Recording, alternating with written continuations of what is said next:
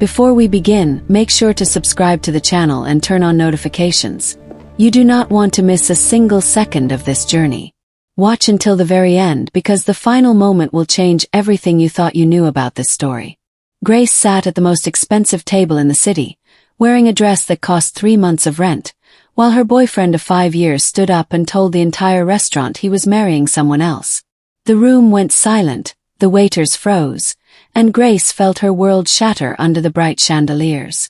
But as the tears started to fall, a man she had never seen before, a man with eyes like flint and a voice that commanded the air itself, pulled out the chair next to her. He didn't look at the boyfriend. He looked straight at Grace and said, "Darling, I told you your brother would make a scene if we didn't invite him to the yacht tonight." In that one sentence, the stranger turned her deepest humiliation into a power play that would spark a war between the city's most dangerous families. Hour 1. The public shaming. Grace had spent 3 hours getting ready for this anniversary dinner with David. She thought he was going to propose because he had been acting nervous for weeks. They sat at the Gilded Lily, a place where you needed a 6-month reservation just to get a glass of water. David didn't look at her. He kept checking his watch and looking at the door. When the main course arrived, he didn't pick up his fork. Instead, he stood up, cleared his throat, and called for the attention of the entire room. Grace smiled, expecting a ring, but David's face was cold and distant. He announced to the high society crowd that he was officially engaged to the daughter of a real estate tycoon. He told Grace, right there in front of everyone, that she was just a placeholder until he was ready for a real woman. The whispers started immediately, buzzing like hornets around the room. Grace felt the blood drain from her face as she realized she was being dumped in the most cruel way possible. She wanted to run, but her legs felt like lead and the exit was too far away. Just as David turned to walk away, a tall man in a tailored midnight blue suit stepped out from the shadows of the bar. He walked with a slow, predatory grace that silenced the whispers. He reached the table and put a heavy, warm hand on Grace's shoulder. He looked at David like he was a piece of trash stuck to his shoe.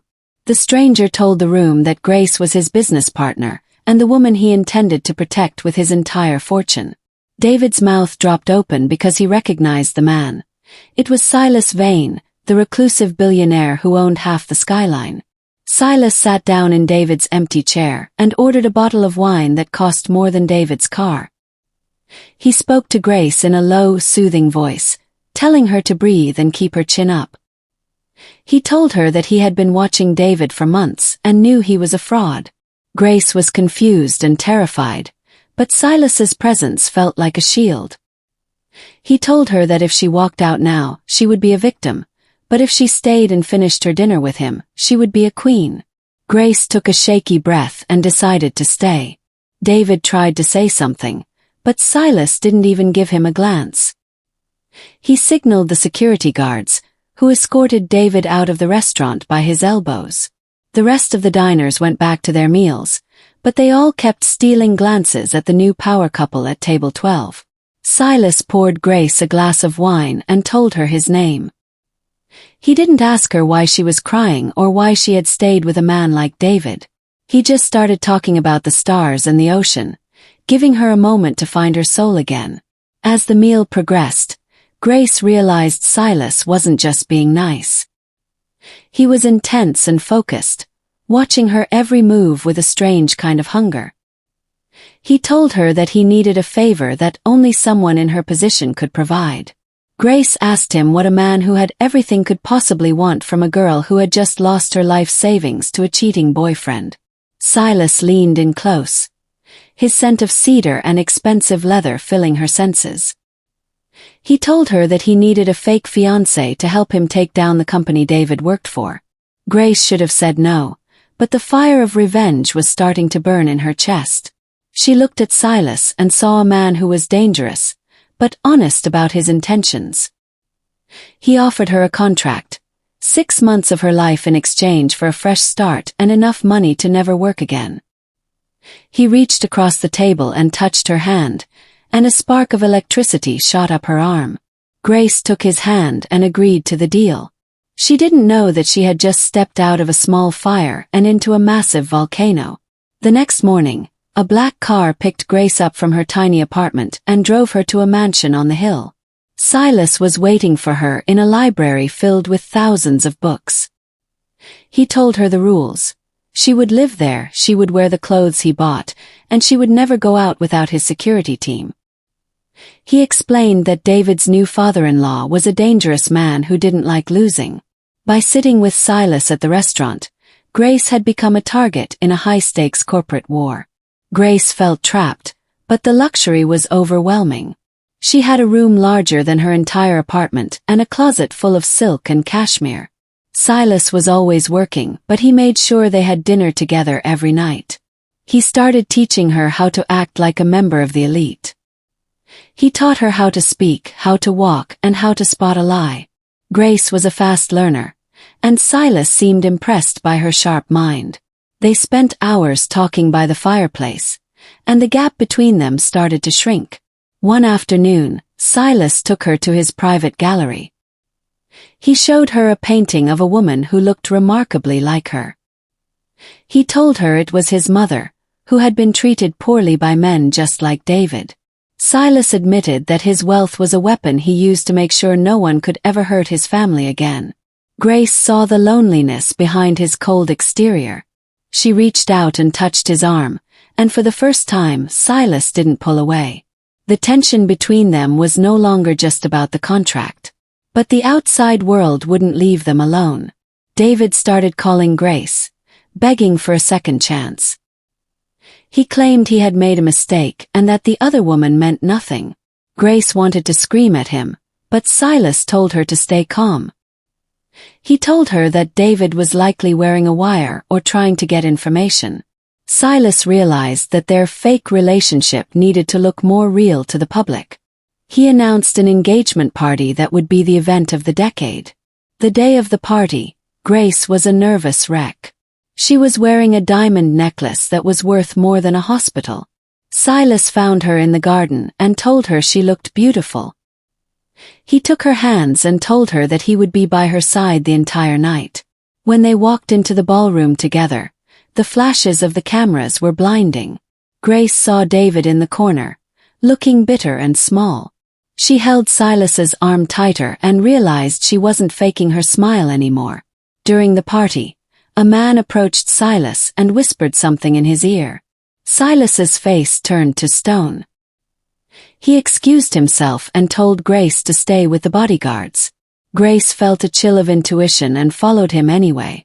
She found him in a back room, facing off against David's new father-in-law, a man named Marcus. Marcus told Silas that he knew Grace was a fraud. He threatened to expose the whole lie and ruin Silas's reputation if he didn't hand over a secret land deed. Grace stepped into the room before Silas could answer. She looked Marcus in the eye and told him a lie she had invented on the spot. She claimed she was pregnant with Silas's heir and that any attack on them would be an attack on a child. The room went silent. Marcus backed down, fearing the scandal of attacking a pregnant woman in his social circle. When he left, Silas looked at Grace with a mix of shock and admiration. He realized she was much more than a placeholder. The lie about the pregnancy changed everything. The media went into a frenzy, and Silas had to play along to keep Marcus at bay. Inside the mansion, the air felt thick with things they couldn't say. Silas grew even more protective, refusing to let Grace leave his sight. He felt guilty for dragging her into such a deep lie, but he also couldn't imagine his life without her presence. They were no longer just business partners. They were two people hiding from the world together. Grace started to feel the weight of the deception.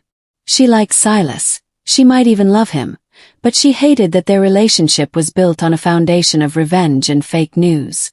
She confronted him in his office, demanding to know when the game would end. Silas exploded, telling her that it wasn't a game to him anymore. He admitted that he had been lonely for years and that she was the only person who saw him as a man instead of a bank account. They stood inches apart, the air vibrating with the urge to reach out. Before they could settle anything, a security alarm went off. Someone had breached the perimeter of the estate.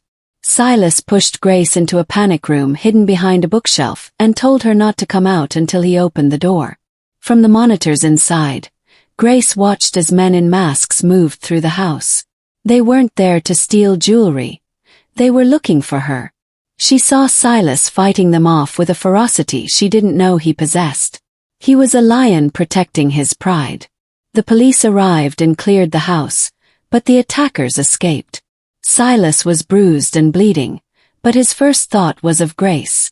When he opened the panic room door, she threw her arms around him and sobbed. She didn't care about the money or the contract anymore. She just wanted him to be okay. Silas held her tight, promising her that he would end this war once and for all. He realized that David and Marcus were more desperate than he had imagined. The next day, Silas revealed his plan. He was going to bankrupt Marcus and David by exposing their illegal business dealings. He had been gathering evidence for years, and now he had enough to put them away. But he needed Grace to go to one last meeting. She had to meet David in private and get him to admit on tape that Marcus was laundering money. Grace was terrified, but she trusted Silas. She knew this was the only way to truly be free. The meeting took place in a quiet park. David showed up looking disheveled and desperate. He tried to win Grace back with sweet words, but she saw through him. She played the part of the heartbroken ex-girlfriend perfectly. David, wanting to impress her with his power, started bragging about how he and Marcus were going to rule the city. He admitted to everything, including the plan to kidnap Grace to use as leverage against Silas. Grace's heart was racing, but she kept the recording device steady. As soon as Grace got the confession, she tried to leave, but David grabbed her arm. He saw the recording device in her pocket and his face turned demonic. He realized he had been played. He started to drag her toward his car, but Silas appeared from behind a tree. Silas didn't wait for a word. He leveled David with a single punch. The police, who were waiting nearby, moved in and arrested David. Grace collapsed into Silas's arms, the recording clutched in her hand. With David in custody and Marcus's empire crumbling, Grace thought the nightmare was over. Silas took her to a beach house to recover away from the city. They spent a week in the sun, walking on the sand and talking about a future that didn't involve contracts or lies. Silas seemed like a different man, relaxed and happy. Grace finally felt like she could breathe again. She started to believe that their fake engagement could become a real marriage. But one morning, Grace found a hidden compartment in Silas's briefcase. Inside was a file with her name on it. As she read through the papers, her heart turned to ice. The file contained her medical records, her school transcripts, and photos of her from years ago. It even had a copy of her birth certificate. There was a note attached to the file in Silas's handwriting that said, "The perfect candidate for the project." Grace realized that their meeting at the restaurant wasn't a coincidence at all. Silas had hand-picked her months before David dumped her.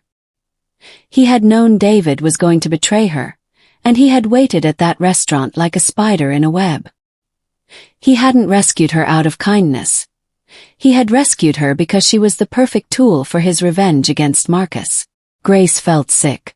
Every touch, every kind word, and every dinner felt like a calculated move in a chess game. She felt more used by Silas than she ever had by David.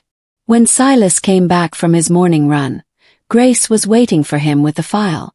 She didn't scream. Her voice was a cold, dead whisper. She asked him if anything between them had been real. Silas tried to explain, telling her that while the start was planned, his feelings had become genuine. He admitted that he had watched her for a long time and admired her from afar, and he saw the restaurant as his only chance to bring her into his world. Grace didn't want to hear it. She felt like a pawn. She left the beach house that hour. She didn't take the clothes, the jewelry, or the money Silas had put in her account. She went back to the city and checked into a cheap motel, using the last of her own savings. She wanted to disappear. Silas tried to contact her, but she blocked his number. She felt like she had lost her identity. She had gone from being David's placeholder to being Silas's project. She decided she was done with men forever. Weeks passed, and Grace started working at a small library. She lived a quiet, lonely life.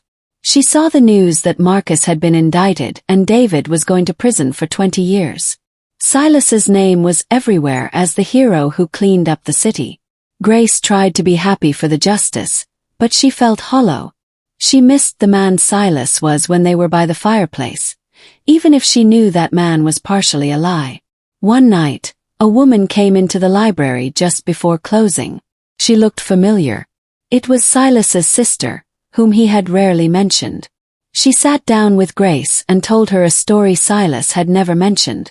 She told Grace that their father had been ruined by Marcus years ago, and their mother had died in poverty. Silas had been obsessed with revenge, but he had also been obsessed with finding a woman who had the strength to stand up to people like Marcus. His sister said that Silas hadn't chosen Grace because she was a tool. He chose her because he thought she was the only one who could save him from his own darkness. The sister's words haunted Grace. She realized that Silas was a man who didn't know how to ask for love, so he had tried to buy it or engineer it. It didn't make what he did right, but it made him human. Grace spent a long night thinking about her life. She realized she had two choices. She could stay in her safe, lonely library, or she could take a risk on a man who was deeply flawed but loved her fiercely. She decided she needed to see him one last time to say goodbye or hello. Grace went to the mansion on the hill. The gates opened for her automatically, as if they had been waiting. She found Silas in the library, looking thin and exhausted. He hadn't touched the house since she left. Her shoes were still by the door. He didn't move when she entered. He just said he was sorry for not being brave enough to tell her the truth from the start. He told her he had signed over the mansion to her and was planning to leave the country the next day. He wasn't trying to win her back with a grand gesture this time. He was just giving her everything and walking away. Grace looked at the man who had built an empire to protect himself from the world. She realized that by giving her the house and leaving, he was finally putting her needs above his own. He was giving her the power he had once kept for himself. This was the first time in their entire relationship that he wasn't controlling the outcome. Grace walked over to him and took the pen out of his hand. She didn't sign the papers. Instead, she tore them up. She told him that she didn't want his house or his money. She wanted the man who had stayed up all night with her when she had a nightmare. She told him that if they were going to be together, there could never be another secret, no matter how small. Silas looked at her with a glimmer of hope that broke through his cold mask. He promised her his life. They stood in the quiet library, two people who had been broken by the world and had finally found a way to be whole. The war was over, the enemies were gone, and the secrets were laid bare. Silas took her hand, and this time it wasn't for a camera or a crowd. It was just for them. They walked out onto the balcony and looked at the city. It was a city Silas owned, but Grace was the one who finally made it feel like home. Just as they were about to head inside, Silas's phone buzzed. It was a message from an unknown number.